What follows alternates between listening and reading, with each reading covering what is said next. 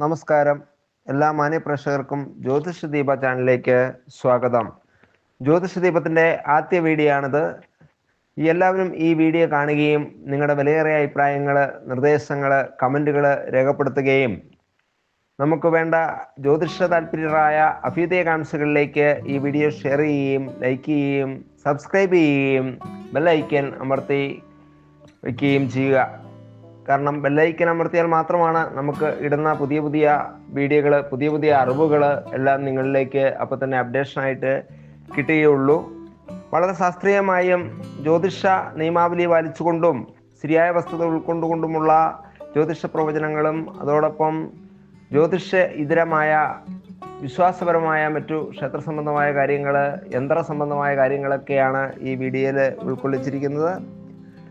ഞാൻ ജ്യോതിഷൻ വിപിൻ നാരായണൻ, ശ്രീഭദ്ര ജ്യോതിഷാലയം, ഓണാങ്കുന്ന് ഭഗവതി ക്ഷേത്രത്തിന് സമീപം, കൂത്താട്ടുകുളം. നമ്മൾ ഇന്ന് അവതരിപ്പിക്കാൻ പോകുന്ന ടോപ്പിക്ക്, നമുക്ക് പലപ്പോഴും പല കാര്യങ്ങളിലും തടസ്സങ്ങളും വിഘ്നങ്ങളും ഒക്കെ ഉണ്ടാകുമ്പോൾ നമ്മൾ പലപ്പോഴും പറയുന്നൊരു കാര്യമാണ്, നമ്മുടെ കാരണവന്മാരൊക്കെ പലപ്പോഴും പറയുന്ന കാര്യമാണ് കണ്ടകശനിയാണ് അത് കൊണ്ടേ പോകുന്നത്. യഥാർത്ഥത്തിൽ ഇതിൻ്റെ ശാസ്ത്രീയമായ വശം എന്താണ്? കണ്ടകശനി എല്ലാവർക്കും ഒരുപോലെയാണോ?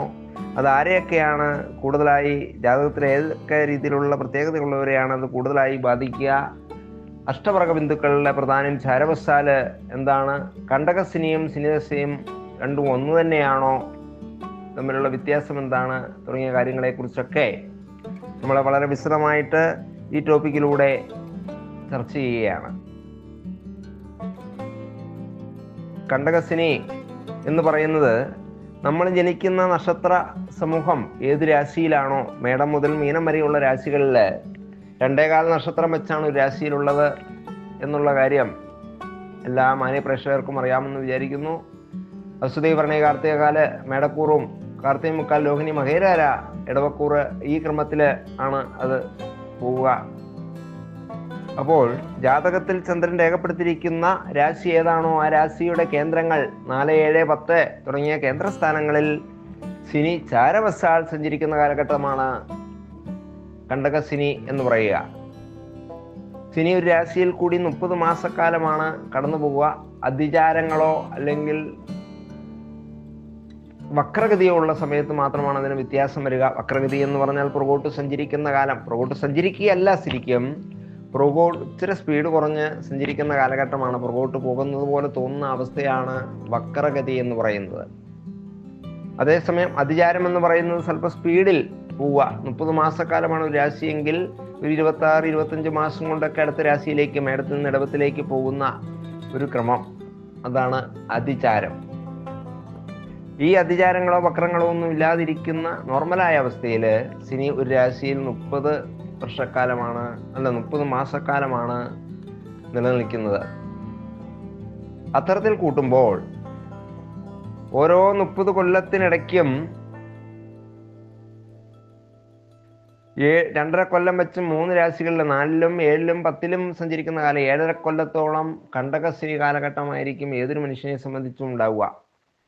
എന്നാൽ കണ്ടകശനി ഒരു വ്യക്തിയുടെ അതേപോലെ ആയിരിക്കില്ല മറ്റൊരു വ്യക്തിക്ക് കണ്ടകശനി വരുമ്പോൾ. അവിടെ കണ്ടകശനിയുടെ ദുരിതഫലങ്ങൾക്ക് പല രീതിയിലുള്ള ന്യൂനതകളും കാഠിന്യവും ഉണ്ടാകാറുണ്ട്. ചിലവർക്ക് കണ്ടകശനി അത്ര ദോഷമായി വരുന്നില്ല, ചിലവർക്ക് അത് അതികഠിനമാകും. അപ്പോൾ അത്തരത്തിൽ ആർക്കൊക്കെയാണ് അതികഠിനമായി വരുന്നത്, ആർക്കൊക്കെയാണ് അത്ര ദോഷം ചെയ്യാതെ പോകുന്നത് എന്നുള്ള കാര്യങ്ങളെക്കുറിച്ചൊക്കെയാണ് ഈ ടോപ്പിക്കിൽ നമ്മൾ ഇന്ന് പരിശോധിക്കാൻ പോകുന്നത്. ചന്ദ്രൻ നിൽക്കുന്ന രാശിയുടെ 4, 7, 10 ശനി ചാരവശാൽ സഞ്ചരിക്കുന്ന കാലമാണ് കണ്ടകശനി എന്ന് നമ്മൾ പറഞ്ഞല്ലോ. ഈ 4, 7, 10 എന്നുള്ളത് ശുഭക്ഷേത്രങ്ങളായിരിക്കുന്നതായ വ്യാഴത്തിന്റെ ക്ഷേത്രം അല്ലെങ്കിൽ ശുക്രന്റെ ക്ഷേത്രം, ഇടവം, തുലാം പോലെയുള്ള ശുക്രക്ഷേത്രങ്ങള്, ധനുമീനം പോലെയുള്ള വ്യാഴക്ഷേത്രങ്ങളിലൂടെയൊക്കെ ശനി സഞ്ചരിക്കുന്ന കാലഘട്ടം അത് അത്രയ്ക്ക് അങ്ങ് ദുരിതഫലങ്ങൾ നൽകാറില്ല. ദുരിതഫലങ്ങൾ നൽകിയാൽ പോലും അതിനെ അതിജീവിക്കാനുള്ള ശേഷി നമുക്കുണ്ടാകുമെന്നാണ് മനസ്സിലാക്കുക. അതോടൊപ്പം തന്നെ ഒരാളുടെ ജാതകത്തില് ശനിക്ക് അഷ്ടവർഗ ബിന്ദുക്കൾ 5ൽ കൂടുതലുള്ള രാശികളിൽ ശനി ചാരവശാൽ വരുന്ന സമയം അത് കണ്ടകശനി കാലഘട്ടമാണെങ്കിൽ പോലും അവിടെ ദുരിതഫലങ്ങൾ വളരെയേറെ കുറയും. 7ഉം 8ഉം ഒക്കെ അഷ്ടവർഗ ബിന്ദുക്കളുള്ള രാശികളിൽ ശനി സഞ്ചരിക്കുന്ന സമയം അത് 4-ലാണെങ്കിലും 7-ലാണെങ്കിലും 10-ലാണെങ്കിലും കണ്ടകശനി സ്ഥാനത്താണെങ്കിൽ പോലും കണ്ടകശനിക്ക് പറയുന്നതായ ദുരിതങ്ങളോ കാര്യങ്ങളോ ഒന്നും ഉണ്ടാവില്ല.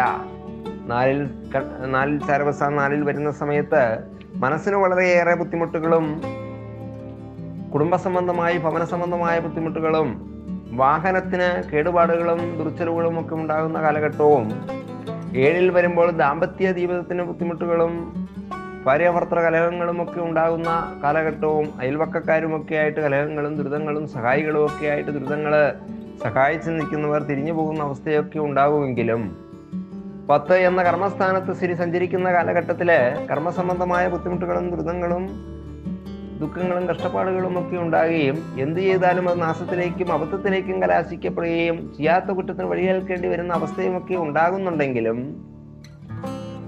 ആ രാശികളിൽ സഞ്ചരിക്കുന്ന സമയം അഷ്ടവർഗ ബിന്ദുക്കൾ 6 അതിൽ കൂടുതലോ ഉണ്ടെങ്കിൽ, ഉദാഹരണത്തിന് 8 ഉണ്ടെങ്കിൽ ആ ദോഷങ്ങൾ വളരെയേറെ കുറയും എന്നുള്ളതാണ് ആചാര്യന്മാർ പറഞ്ഞിട്ടുള്ളതും അനുഭവത്തിൽ നിന്ന് മനസ്സിലാക്കാൻ കഴിയുന്നതുമായ കാര്യം. അതുകൊണ്ട് അതാണ് ഒരാൾക്കുണ്ടാകുന്നത് പോലെ അല്ല മറ്റൊരാൾക്ക്. അതേസമയം ഈ കണ്ടകശനി സമയത്ത് അഷ്ടവർഗ ബിന്ദുക്കൾ 4-ൽ കുറവാണെങ്കിൽ ദോഷങ്ങൾ വളരെ കൂടുതലായിരിക്കും. ദോഷങ്ങൾ അതികഠിനമായിരിക്കും എന്നാണ്. ആ ദോഷങ്ങളിൽ നിന്ന് പരിഹാരങ്ങളിലൂടെ പോലും പരിഹരിക്കപ്പെടാൻ കഴിയാത്തത്ര ദോഷങ്ങൾ കാഠിന്യം ഉണ്ടാകും എന്നാണ് മനസ്സിലാക്കേണ്ടത്. 4-ലും 7, 10 എന്നീ സ്ഥാനങ്ങളിൽ നിൽക്കുന്ന സമയത്ത് ഒരു ശുഭഗ്രഹ യോഗമോ ശുഭഗ്രഹ വീക്ഷണമോ ആ രാശിയിലേക്ക് ഉണ്ടെങ്കിൽ അവിടെയും ദോഷ ഫലങ്ങൾക്ക് കാഠിന്യം കുറയും. അല്ലെങ്കിൽ പരിഹാര കർമ്മങ്ങൾ ചെയ്താൽ ശനിക്ക് പറഞ്ഞിരിക്കുന്നതായ ശാസ്താവ ഗണപതി ഹനുമാൻ സ്വാമി പോലെയുള്ള മൂർത്തികളെ സേവിക്കുക, ആരാധിക്കുക, എള്ളുവിളക്ക് കത്തിക്കുക, നീരാഞ്ജനം കത്തിക്കുക, കാക്കയ്ക്ക് എള്ളും ചോറും കഴിച്ച് അന്നം കൊടുക്കുക, ഭിക്ഷാടകർ യാചകർ യോഗ്യർ ആയവർക്ക് സഹായിക്കുക, നിരാശ്രയരെ ആശ്രയങ്ങൾ ആരുമില്ലാത്തവരെ സഹായിക്കുക, ഇതൊക്കെ ശനിദോഷത്തിന്റെ പരിഹാര കർമ്മങ്ങളിൽ പെടുന്ന കാര്യങ്ങളാണ്. ഇതാദ്യമായി നമ്മൾ മനസ്സിലാക്കേണ്ടത് കണ്ടകശനി, ഏഴരശനി പോലെയുള്ള ചാരവശാലുള്ള ശനിദോഷങ്ങൾ എന്ന് പറയുന്നത്, ശനി വരുന്നു എന്ന് പറയുന്നത് നമ്മുടെ ദശാപഹാരങ്ങളുമായി യാതൊരു ബന്ധവുമില്ല എന്നുള്ളതാണ്. ഇപ്പോൾ പൂയം നക്ഷത്രക്കാരെ സംബന്ധിച്ചാണെങ്കിൽ ആദ്യം ശനിദശയാണ്. ആ ശനിദശ അങ്ങ് കഴിഞ്ഞാൽ പിന്നെ ശനിദശ എനിക്കില്ലല്ലോ, എൻ്റെ കഴിഞ്ഞു പോയല്ലോ ചെറുപ്പത്തിലെ എന്ന് പറയുന്നതിൽ അർത്ഥമില്ല. കണ്ടകശനി, ഏഴശനി എന്ന് പറയുന്നത് ചാരവശാൽ ഓരോ 30 കൊല്ലം കൂടുമ്പോഴും വരുന്ന ഒന്നാണ്. അതിൽ കണ്ടകശനി ആണെങ്കിൽ 10 കൊല്ലം കൂടുമ്പോൾ ഒരു 2.5 കൊല്ലം കണ്ടകശനി കാലഘട്ടമായിരിക്കും. കാരണം 4-ൽ സഞ്ചരിക്കുന്ന സമയം ഒരു രാശിയിൽ നിന്ന് ഒരു രാശിയിലേക്ക് കിടക്കാൻ 2.5 കൊല്ലം മതി. അതായത് 30 മാസം. ആ രീതിയിൽ 4 രാശിയിലേക്ക് കിടക്കാൻ 10 കൊല്ലം മതി. അങ്ങനെ ഓരോ 10 കൊല്ലം കൂടുമ്പോഴും 2.5 കൊല്ലം കണ്ടകശനിയായി വരും. ഏഴരശനി, ഒരു ശനി മേടം മുതൽ മീനം വരെ സഞ്ചരിച്ചു വരുന്ന 30 കൊല്ലത്തിനിടയ്ക്ക് 7.5 കൊല്ലം ഏഴരശനിയാവും. ഏഴരശനിയെ കുറിച്ചൊരു പിന്നീടൊരു ടോപ്പിക് ചെയ്യുന്നുണ്ട്. അതിൽ വളരെ വിശദമായിട്ട് പറയാൻ കഴിയും. പിന്നെ ജാതകത്തില് ശനിയുടെ ഉച്ചക്ഷേത്രമായിരിക്കുന്നതായ തുലാത്തിലോ സ്വക്ഷേത്രമായ മകരം, കുംഭം രാശികളിലുമൊക്കെ നിൽക്കുകയും ആ ശനി ചാരവശാൽ സഞ്ചരിക്കുന്നിടത്ത് 5 രാശിയിലെങ്കിലും കൂടുതൽ അഷ്ടവർഗ ബിന്ദുക്കളുള്ള രാശിയിലൂടെ ശനി സഞ്ചരിക്കുന്ന സമയത്തൊക്കെ വരുന്ന കണ്ടകശനികൾ ദോഷഫലങ്ങൾ വളരെ കുറവായിരിക്കുകയും ഉള്ളത് പരിഹാര കർമ്മങ്ങളിലൂടെ പരിഹരിക്കാൻ കഴിയുകയും ചെയ്യും എന്നുള്ളതാണ് യഥാർത്ഥമായ വസ്തുത. ഓരോ ഗ്രഹത്തിനും അതിൻ്റെതായ ഫലങ്ങൾ ചെയ്യുവാൻ ഒരു സമയകാലഘട്ടമുണ്ട്.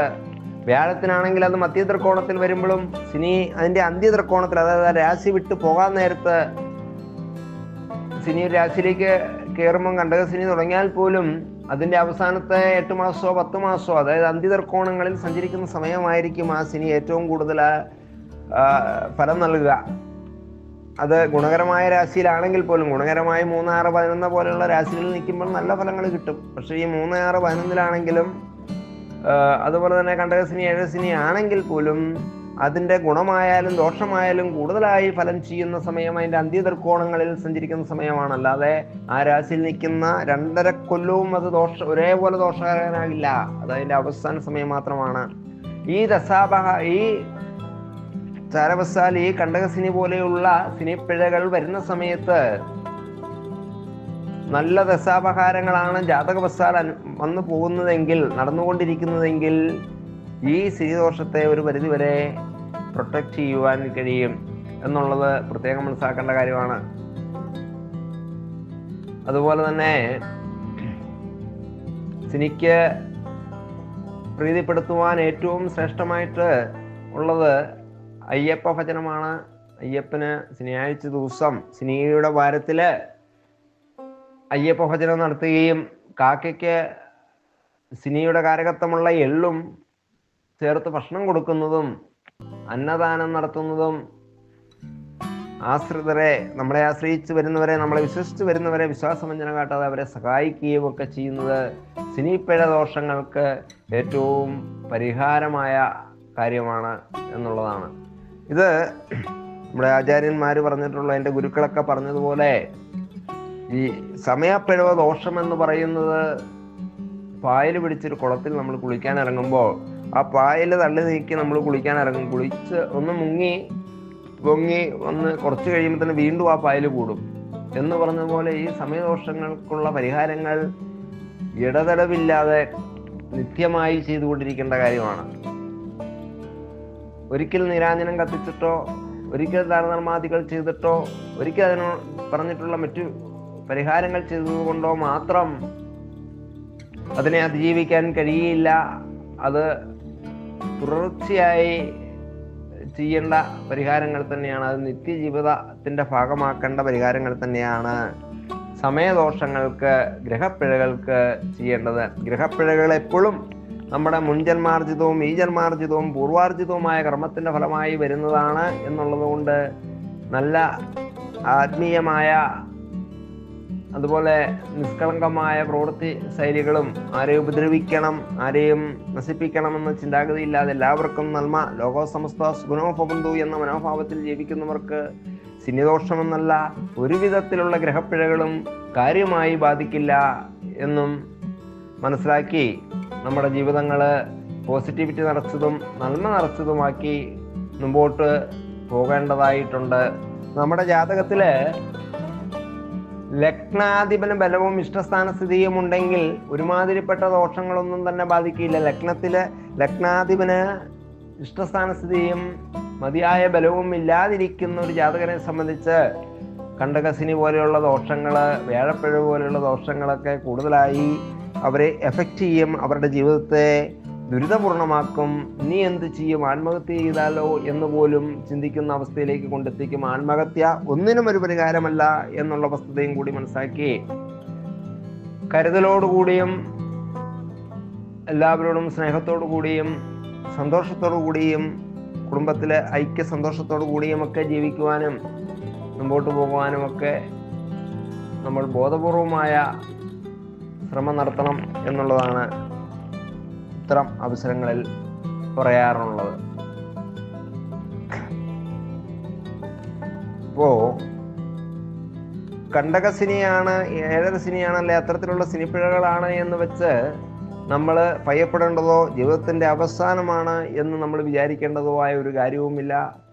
അവിടെ അഷ്ടവർഗ ബിന്ദുക്കൾ കൂടുതലുണ്ടെങ്കിൽ ചാരവശാലുള്ള ഫലത്തിന് പ്രത്യേകം നോട്ട് ചെയ്തുകൊള്ളുക. അഷ്ടവർഗ ബിന്ദുക്കൾക്ക് വളരെയേറെ പ്രാധാന്യമുണ്ട്. അഷ്ടവർഗ ബിന്ദുക്കൾ ശനിയെ സംബന്ധിച്ചാണെങ്കിൽ 6ൽ കൂടുതൽ അഷ്ടവർഗ ബിന്ദുക്കൾ, പ്രത്യേകിച്ച് 7, 8 ഉണ്ടെങ്കിൽ വളരെ സേഫാണ്. അത്തരം അഷ്ടവർഗ ബിന്ദുക്കളൊക്കെ ഉള്ള രാശിയിലൂടെയാണ് ശനി സഞ്ചരിക്കുന്നതെങ്കിൽ അതത്ര ദോഷകരമായി ബാധിക്കുകയില്ല. ശനി ഒരു രാശിയിലേക്ക് കിടക്കുന്ന ആ 2.5 കൊല്ലവും ദുരിതപൂർണമാണ് എന്നുള്ള ധാരണയും തെറ്റാണ്. കൂടുതലായും ദുരിതപൂർണമായിരിക്കുന്നതും അല്ലെങ്കിൽ കൂടുതൽ ശനിയുടേതായ ഫലങ്ങൾ കൂടുതലായി എഫക്റ്റായി വരുന്നത് അതിൻ്റെ അന്ത്യതൃക്കോണങ്ങളിൽ, 3-ാം തൃക്കോണത്തിൽ ഒരു രാശിക്ക് 3 തൃക്കോണമുണ്ട്. അതിൻ്റെ അവസാന തൃക്കോണം, അതായത് 30 മാസം ഒരു രാശിയിൽ സഞ്ചരിക്കുന്ന ശനിയെ സംബന്ധിച്ച് ഏകദേശം 10 മാസത്തോളം, ആദ്യത്തെ 20 മാസം കഴിഞ്ഞുള്ള 10 മാസത്തോളമാണ് ഏറ്റവും കൂടുതൽ ദുരിതപൂർണമായി വരുന്നത്. ശനിക്ക് ജാതകത്തില് ഗുളിക യോഗമോ രാഹുകേതുക്കളോടോ അല്ലെ മറ്റു പാപഗ്രഹങ്ങളോടോ യോഗമൊക്കെ ഉണ്ടെങ്കിൽ അങ്ങനെയുള്ളവർക്ക് വരുന്ന സിനിപ്പിഴവുകൾ, ചരവസ്ഥകളുടെ സിനിപ്പിഴവുകൾ കൂടുതൽ ദുരിതപൂർണമാകും എന്നുള്ളതും കൂടിയുണ്ട്. ഇതെല്ലാം ഉൾക്കൊണ്ടുകൊണ്ട് ജാതകത്തെ മുഴുവൻ മനസ്സിലായിക്കൊണ്ട് ഒരു വ്യക്തിയുടെ ജാതക ഫലമായിരിക്കില്ല മറ്റൊരു വ്യക്തിയുടെ ജാതക ഫലം എന്നും ഉൾക്കൊണ്ടുകൊണ്ടും നമ്മള് എല്ലാവർക്കും ഒരേപോലെയല്ല കണ്ടകശനിയാണെങ്കിലും മറ്റു പിഴകളാണെങ്കിലും മറ്റു ഗ്രഹപ്പിഴകളാണെങ്കിലും ബാധിക്കുക എന്നുള്ളത് മനസ്സിലാക്കി ആ ഒരു ബോധത്തോടു കൂടി തന്നെ വേണം കണ്ടകശനിയെയും ഇതുപോലെയുള്ള ഗ്രഹപ്പിഴകളെയും നമ്മൾ നേരിടുവാനും.